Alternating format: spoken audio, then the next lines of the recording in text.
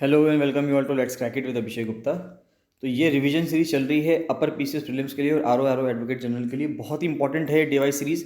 इसको ज़रूर देखिएगा। अगर आपने इसकी एक भी वीडियो मिस की है तो उसको ज़रूर देख लीजिएगा। अब तक 7 वीडियोस आ चुकी हैं। ये डे 8 की वीडियो है। स्टार्ट में से बताना चाहूँगा गाइस कि अगर आपने let's crack it with Abhishek Gupta का यूट्यूब चैनल सब्सक्राइब नहीं किया है तो उसको जरूर सब्सक्राइब कर लीजिएगा और बेल आइकन भी दबा दीजिएगा, जिससे कि आपको सारी वीडियोस के नोटिफिकेशन मिलते रहें। साथ साथ let's crack it with Abhishek Gupta का फ्री टेलीग्राम चैनल भी है, तो उसको जरूर ज्वाइन कर लेना। उसका लिंक आपको वीडियो के डिस्क्रिप्शन में मिल जाएगा। यही लिंक है, ये वीडियो के डिस्क्रिप्शन में आपको लिंक मिलेगा। आप इस पर क्लिक करेंगे तो आप टेलीग्राम चैनल आपका खुलेगा let's crack it with Abhishek Gupta का, उसको जरूर ज्वाइन कर लेना। वहाँ पे फ्री क्यूजेज आती हैं, करंट अफेयर्स की न्यूज़ेज आती हैं, सब चीज़ें वहाँ पे मिलती रहती हैं, सारी अपडेट वहाँ पे होते हैं। तो उसको ज्वाइन करना बहुत बहुत ज़्यादा ज़रूरी है, तो उसको जरूर ज्वाइन कर लेना। अब ये डे 8 की वीडियो है। इससे पहले 7 वीडियोस आ चुकी हैं डे वाइज सीरीज़ की, बहुत ज़्यादा इंपॉर्टेंट है, आप उसको जरूर देख लीजिएगा। इससे आपके बहुत सारे जो फैक्ट्स हैं वो कवर हो जाएंगे, जो आपको आने वाले एग्जाम में, चाहे 27 मार्च का एग्जाम हो आपका, चाहे 3 अप्रैल का एग्जाम हो, दोनों में आपको बहुत ज़्यादा मदद करेंगे। तो देखते हैं, इसमें स्टार्ट करते हैं। सबसे पहले इसमें दिखा रखा है कि कौन कौन सी जो जनजातियाँ हैं उत्तराखंड में, उनकी जनसंख्या क्या है, उस हिसाब से देखते हैं। सबसे पहली बात तो 5 जनजातियाँ हैं। कौन कौन सी हैं देखिए, तो थारू है, भूटिया है, जौनसारी, बोक्सा और राजी। पहली बात तो ये उत्तराखंड में 5 हैं, जिसमें से सबसे ज़्यादा जनसंख्या जो है वो थारू की है, 4,56,000 के आसपास। तो पहले नंबर पे ये है, दूसरे नंबर पे भूटिया है, तीसरे नंबर पे जौनसारी है, चौथे नंबर पे बोक्सा है और 5वें नंबर पे रांची है। इनके आप पॉपुलेशन देख सकते हो, ये 4,56,000 है इनकी। यहाँ पे है 1,14,000, फिर जौनसारी की है 93,000, बोक्सा की है 59,000 और रांची की 2,000 के आसपास। ये बहुत ही कम है, ये पीवीटीजी में आती हैं, 2,000 के आसपास ही हैं। उसके बाद देखिए, ये मैंने यहाँ पे भी करके लिख दिया कि थारू सबसे ज़्यादा है, फिर भोटिया सबसे, उसके बाद दूसरे नंबर पर आती है जौनसारी, तीसरे नंबर पे, बक्सर चौथे नंबर पे और रांची 5वें नंबर पे। बहुत ज़्यादा इंपॉर्टेंट है ये क्रम। आपसे पूछ सकते हैं कि बताइए सबसे ज़्यादा जनसंख्या किसकी है, तो सवाल ये बनेगा तो थारू की है, सबसे कम किसकी है, रांची की है। और इन पाँचों जनजातियों को क्या करवा देगा, आपको असेंडिंग ऑर्डर या डिसेंडिंग ऑर्डर में लगवा लेगा, अवरोही क्रम में, आरोही क्रम में लगवा लेगा और पूछ लेगा कि बताइए सबसे ज़्यादा जनसंख्या किसकी है, उसके बाद किसकी, उसके बाद किसकी। तो ऐसे कोई भी सवाल बना के वो आपसे पूछ सकते हैं, तो आपको ये ध्यान रखना है। नेक्स्ट टर्म आता है एक यूनिकॉर्न होता है। देखिए यूनिकॉर्न का क्या मतलब है, यूनिकॉर्न उस कंपनी को कहते हैं जिस कंपनी की वैल्यू $1 बिलियन से ऊपर हो जाती है।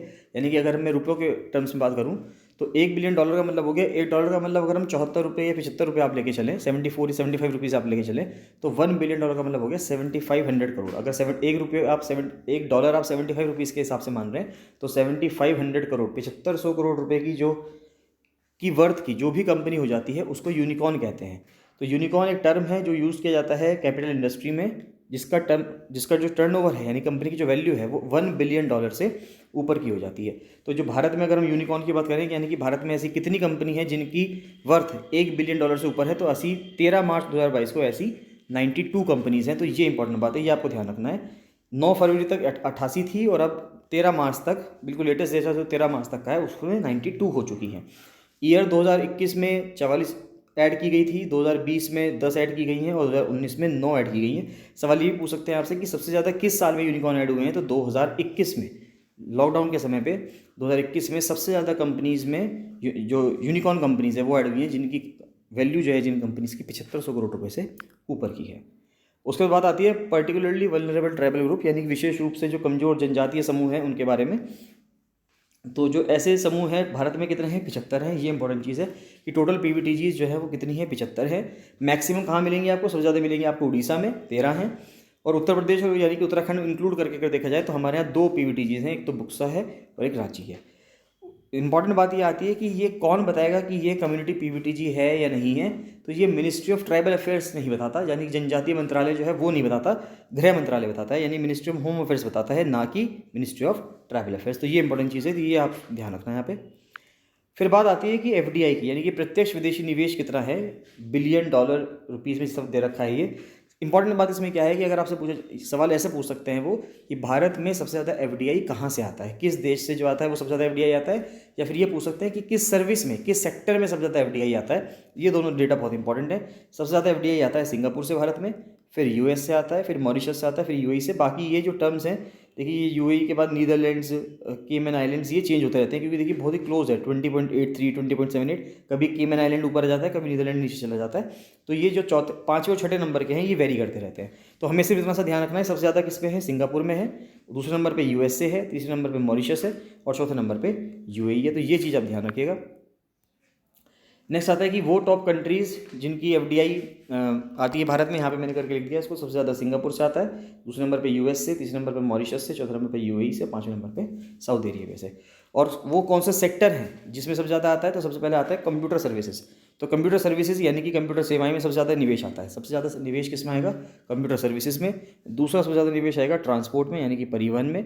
तीसरा आएगा मैन्युफैक्चरिंग यानी उत्पादन। चौथा है रिटेल एंड होलसेल ट्रेड, खुदरा और थोक व्यापार में। और पाँचवा है फाइनेंशियल सर्विसेज यानी कि वित्तीय सेवाएं। तो ये टॉप 5 हैं जो आपको एग्जाम में पूछा सकते हैं कि टॉप सेक्टर कौन सा है जिसमें एफडीआई आता है। तो टॉप सेक्टर जिसमें एफडीआई आता है वो कंप्यूटर सर्विसेज है। उसके बाद ये बहुत ज़्यादा इंपॉर्टेंट आते हैं वो साल जिसको यूनाइटेड नेशंस डेजिग्नेट करता है। देखिए यूएन जो है, संयुक्त राष्ट्र जो है, हर साल को कुछ ना कुछ साल डिक्लेयर करता है कि भाई ये इंटरनेशनल ईयर इस चीज़ के लिए है, ये इस चीज़ के लिए है। तो अब इसमें मैंने 2024 के अभी तक आ रखा है कि 2024, 2023, 22 चल रहा है और 21 और 20। तो इसमें कौन कौन से साल हैं, किस किस साल को क्या क्या डेजिग्नेट किया था यूनाइटेड नेशंस ने, वो सवाल आपसे पूछ सकते हैं। तो वो मैंने यहाँ पे लिख दिए, तो इनको आप एक बार पढ़ लीजिएगा, जिससे आपकी बहुत ज़्यादा हेल्प मिल जाएगी। तो देखिए 2024 को इंटरनेशनल ईयर ऑफ कैमिलिट्स कहा जा रहा है, यानी कि ऊँटों का अंतर्राष्ट्रीय वर्ष कहा जा रहा है। 2023 को जो यूनाइटेड नेशंस ने डेजिग्नेट किया है वो क्या है, इंटरनेशनल ईयर ऑफ मिलेट्स यानी बाजरा का अंतर्राष्ट्रीय वर्ष। 2022 को क्या है, international year of sustainable mountain development यानी कि सतत पर्वतीय विकास का अंतर्राष्ट्रीय वर्ष। अब देखिए 2022 को 4 किए हैं, 2022 में 4 इंटरनेशनल ईयर्स ऐसे हैं जो 2022 को घोषित किया गया है। एक तो किया गया है सस्टेनेबल माउंटेन डेवलपमेंट के लिए यानी कि सतत पर्वतीय विकास के लिए। फिर दूसरा किया गया है बेसिक साइंस के लिए फॉर सस्टेनेबल डेवलपमेंट यानी कि सतत विकास के लिए जो बुनियादी विज्ञान है उसके लिए किया गया है। फिर ग्लास के लिए यानी कि कांच के लिए अंतर्राष्ट्रीय वर्ष घोषित किया गया है 2022 को। और फिर 2022 को आर्टिजनल फिशरीज और एक्वाकल्चर यानी कारीगर मत्स्य पालन और जलीय कृषि का अंतर्राष्ट्रीय वर्ष घोषित किया गया है। फिर बात आती है 2021 की। तो 2021 को क्या क्या घोषित किया है, तो international year of peace and trust यानी कि शांति और विश्वास का अंतर्राष्ट्रीय वर्ष बताया गया है। फिर 2021 को क्या गया है, creative economy for sustainable development यानी कि सतत विकास के लिए जो रचनात्मक अर्थव्यवस्था है। फिर फ्रूट्स एंड वेजिटेबल्स के लिए यानी कि फलों सब्जियों के लिए। फिर एलिमिनेशन ऑफ चाइल्ड लेबर, बाल श्रम के उन्मूलन के लिए अंतर्राष्ट्रीय वर्ष। International year of plant health. अब देखिए 2021 के बाद 2020 वाले आते हैं। 2020 में है international year of plant health यानी कि पादप स्वास्थ्य का अंतर्राष्ट्रीय वर्ष। फिर international year of the nurse and the midwives यानी कि नर्स और दाई का जो अंतर्राष्ट्रीय वर्ष है वो घोषित किया 2020 को। फिर 2019 के साल अगर हम देखें, 3 साल 2019 के हैं, तो international year of indigenous languages यानी कि जो स्वदेशी भाषाएं हैं उसका अंतर्राष्ट्रीय वर्ष 2019 को घोषित किया गया है। इंटरनेशनल ईयर ऑफ मॉडरेशन का अंतर्राष्ट्रीय वर्ष 2019 को। और international year for the periodic table of chemical element, रासायनिक तत्वों की आवर्त सारणी का अंतर्राष्ट्रीय वर्ष घोषित किया गया, क्योंकि 2019 में 150 साल हुए थे जिसने क्या दिया था, जिसने periodic table, modern periodic table दी थी। अब आप मुझे कमेंट सेक्शन में कमेंट करके बताएंगे कि मॉडर्न पीरियोडिक टेबल किसने दी थी, जिसको 150 वर्ष हुए थे 2019 में। नेक्स्ट आता है कि अभी कुछ प्लेसेस के नाम चेंज हुए हैं। तो बहुत इंपॉर्टेंट सवाल है ये, इससे कुछ भी पूछ सकता है कि अभी यहाँ पे पहले इसका नाम ये था, अब नया नाम इसका क्या हो गया, इसका नाम चेंज करके क्या कर दिया गया है। तो जो नए नए नाम चेंज हुए हैं अलग अलग जगहों के, वो बहुत ज़्यादा इंपॉर्टेंट है। जो बहुत ज़्यादा इंपॉर्टेंट है उसको मैंने ऐसे रेड से मार्क कर दिया है, ये रेड उन पर बॉक्स बना दिए हैं जो बहुत ज़्यादा इंपॉर्टेंट है। बाकी एक बार आप देख के सब चले जाइएगा, जितने भी यहाँ पे मेंशन्ड है, कुछ भी सवाल पूछ सकता है। जो बहुत ज़्यादा इंपॉर्टेंट है उनको मैंने रेड मार्क कर दिया है। तो देखिए 2022 के अगर हम देखें तो 2022 में तक 4 नाम चेंज हो चुके हैं। तो येस म्यूचुअल फंड को White Oak capital mutual fund रखा गया, केवड़िया रेलवे स्टेशन को एकता नगर रेलवे स्टेशन और झांसी रेलवे स्टेशन को वीरांगना लक्ष्मीबाई रेलवे स्टेशन का नाम चेंज कर दिया गया है। जवाहरलाल नेहरू रोड को नरेंद्र मोदी मार्ग 2022 कर दिया गया, 2022 में किया गया तो नरेंद्र मोदी मार्ग किया गया है। 2021 के इंपॉर्टेंट है, 2021 में क्या क्या नाम चेंज किए गए। सरदार पटेल स्टेडियम को कहा गया Narendra Modi cricket stadium. Kings 11 Punjab, चाहे आप ध्यान रख लेना एक बार, पंजाब किंग्स कह दिया गया इसको। मज़ेरहाट ब्रिज को कहा गया जय हिंद ब्रिज। होशंगाबाद को नर्मदापुरम कहा गया। हावड़ा कालका मेल, जो हावड़ा कालका मेल है उसका नाम चेंज करके नेताजी एक्सप्रेस रख दिया गया। ड्रैगन फ्रूट को कमलम कहा गया है। अयोध्या एयरपोर्ट का नाम कर दिया गया है मर्यादा पुरुषोत्तम श्री राम एयरपोर्ट।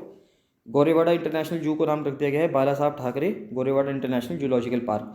तो ये देखिए जो मार्क कर रखे हैं रेड में वो बहुत ज़्यादा इंपॉर्टेंट है, उनको जरूर देख लेना आप ध्यान से। बाकी आप एक बार चाहें तो स्किप भी कर सकते हैं, लेकिन मैं ऐसा कहूँगा एक बार पढ़ के जरूर जाइएगा। फिर जो चिनानी नाशी टनल है जम्मू कश्मीर की, उसको श्यामा प्रसाद मुखर्जी टनल का नाम दे दिया गया। फिरोज कोटला स्टेडियम दिल्ली का, उसको अरुण जेटली स्टेडियम। रोहतांग टनल हिमाचल प्रदेश की अटल टनल। कांडला पोर्ट गुजरात का Deendayal port. Ekana cricket stadium Lucknow का Atal Bihari Vajpayee stadium. Habibganj railway station Madhya Pradesh का, उसको अटल बिहारी वाजपेयी स्टेशन। भोपाल मेट्रो का जो मध्य प्रदेश में, उसको राजा भोज मेट्रो कहा गया। दिल्ली मेट्रो का प्रगति मैदान स्टेशन को सुप्रीम कोर्ट कह दिया गया, सुप्रीम कोर्ट स्टेशन। और जो मुकरबा चौक है दिल्ली का, उसको विक्रम बत्रा चौक का नाम दे दिया गया है। एमबी रोड को नाम दे दिया गया आचार्य श्री महाप्रज्ञा मार्ग दे दिया गया। फिर institute of financial management Faridabad को दे दिया गया, Arun Jaitley institute of financial management. प्रवासी भारतीय केंद्र दिल्ली को सुषमा स्वराज भवन। फॉरेन सर्विस को Sushma Swaraj institute of foreign service. देखिए जितने भी फॉरेन से बात आती है, फॉरेन सर्विस से या प्रवासी भारतीय से, उनको सबका नाम सुषमा स्वराज जी का नाम से दे दिया गया है। अम्बाला सिटी का जो बस स्टैंड है वो हरियाणा में, वो भी सुषमा स्वराज के नाम पे दे दिया गया है क्योंकि वे वहाँ से बिलोंग करती थी। फिर जहाँ पे डिफेंस की बात आती है, उनका नाम मनोहर पारिकर जी को दे दिया गया है क्योंकि मनोहर पारिकर ने मिनिस्ट्री ऑफ डिफेंस संभाली थी। तो institute for defence studies and analysis New Delhi में है, इसका नाम कर दिया गया है Manohar Parrikar institute for defence studies and analysis.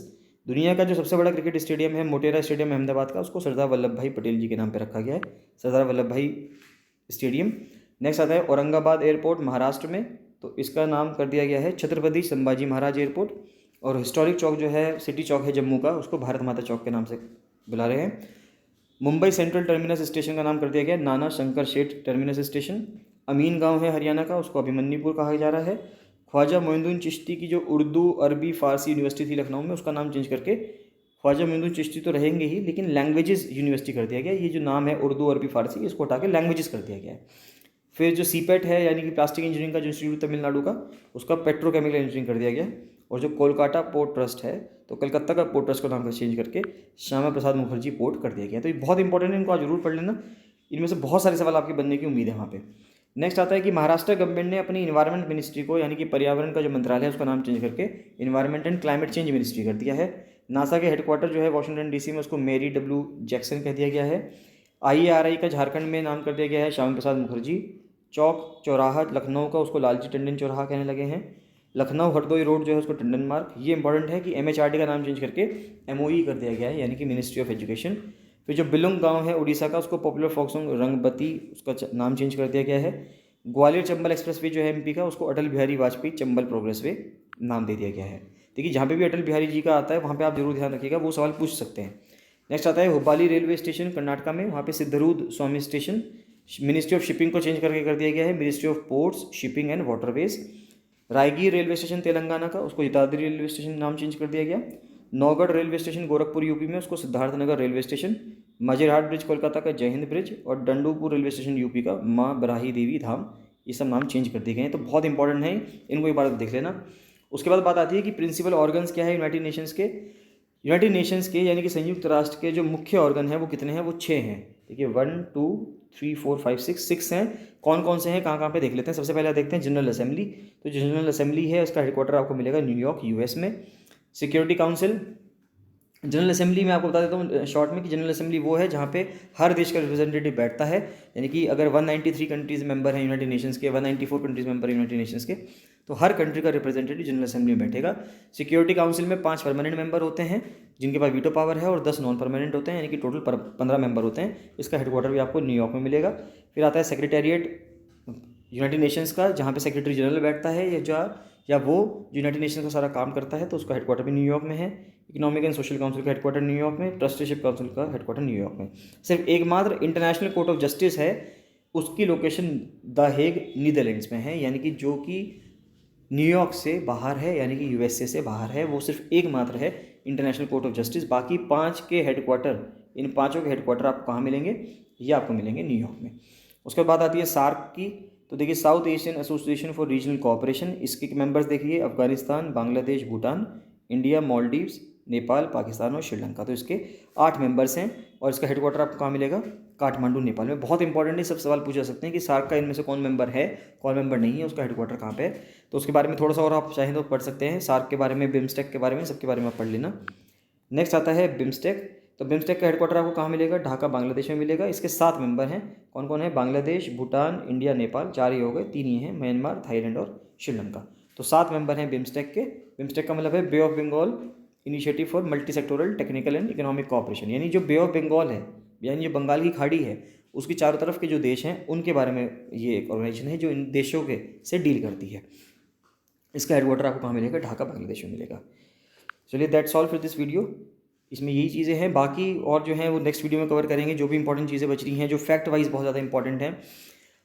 Guys अगर आपने ये वीडियोस आप पूरी देखी, कंप्लीट देखा करिए, जिससे कि आपको सारी चीज़ें मिल जाएं। ये नोट्स टेस्ट सीरीज़ के स्टूडेंट्स को मिल रहे हैं, तो अगर आप लोग टेस्ट सीरीज़ ज्वाइन करना चाहते हैं अभी भी, तो अब बहुत क्रूशल टाइम इस टाइम 10-12 दिन बचे हैं, तो इस टाइम पे आप सारे टेस्ट पेपर्स रिवाइज कर सकते हैं, सारे मटेरियल रिवाइज कर सकते हैं। अगर आप चाहें तो आप मुझे 7665804421 पर कॉल या मैसेज कर सकते हैं, टेस्ट सीरीज वगैरह ज्वाइन कर सकते हैं। चलिए मिलते हैं नेक्स्ट वीडियो में। So thank you and bye bye.